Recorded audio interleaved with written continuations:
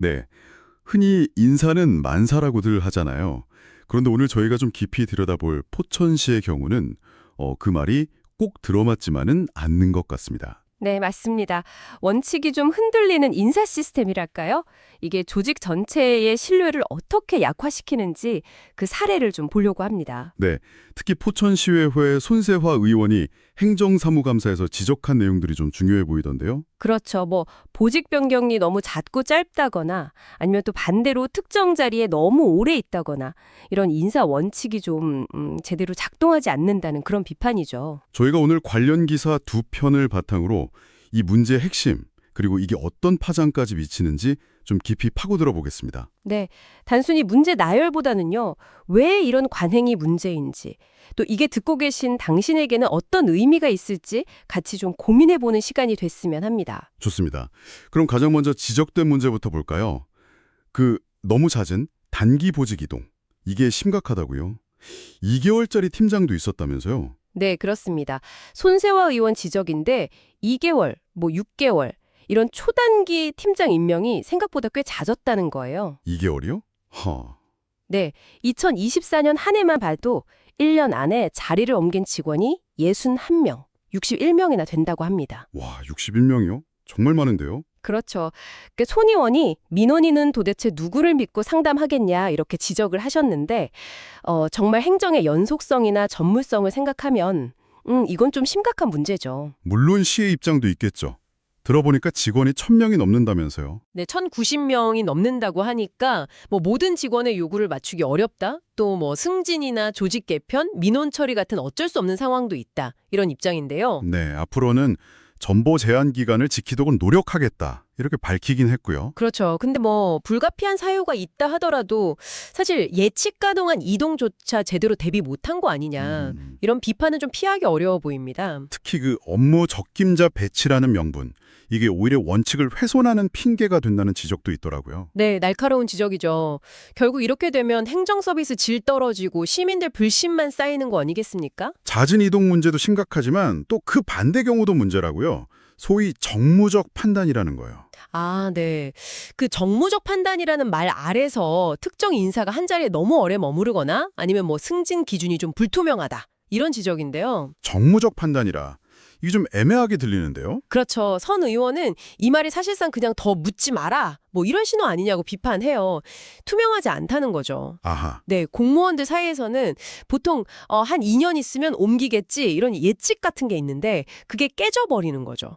그러다 보면 책임감도 좀 희미해지고 결국 시면 신뢰도 같이 떨어질 수 있다. 이런 우려가 큽니다. 실제로 한 부서에 2년, 3년 이상 있는 직원이 거의 80명에 가깝다고 하던데요. 네, 그 숫자만 봐도 이게 좀 일반적인 상황은 아니라는 걸 알 수 있죠. 이런 불투명한 정무적 판단이 결국에는 뭐 낙하산 인사, 보훈 인사 이런 논란으로 이어지는 것 같기도 하고요. 그런 사례도 있었죠. 네, 있었습니다. 퇴직한 공무원이 시 산하기관에 다시 취업하는 뭐 흔히 말하는 낙하산 문제요. 또 승진해서 누락된 것에 불만을 뿜고 공무원이 시장 자택 앞에서 소동을 벌인 일도 있었다고 하고요.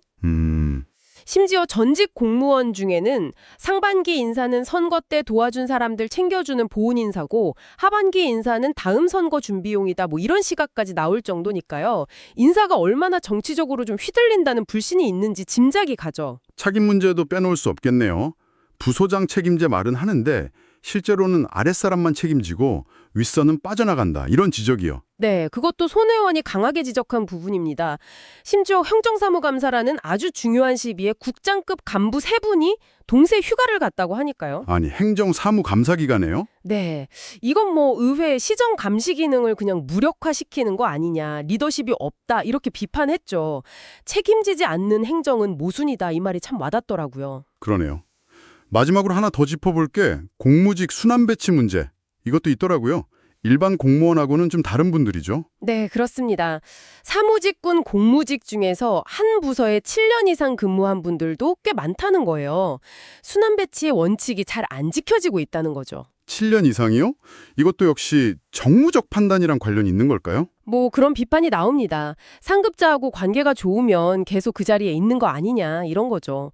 그러다 보면 조직 내에서 뭐 토세나 뭐 심하면 괴롭힘 같은 문제도 생길 수 있고요. 시에서는 이 문제에 대해 뭐라고 하나요? 사무직군, 공무직도 이제 2년 주기로 전보 원칙을 적용하겠다. 그리고 다음 7월 인사 때 대대적으로 좀 재배치를 하겠다. 이렇게 밝혔습니다. 네, 들어보니까 정말 여러 문제가 얽혀 있네요. 잦은 이동, 또 불투명한 장기 근무, 책임 회피, 순환 배치 미흡까지 결국 행정의 효율성, 신뢰성 모두 좀 갉아먹는 상황인 것 같습니다. 맞습니다. 핵심은 결국 그 편리한 정무적 판단이라는 말 뒤에 숨지 않는 거겠죠. 능력과 성과 그리고 공정한 원칙 이걸 기반으로 한 투명한 인사 시스템을 만드는 게 시급해 보입니다.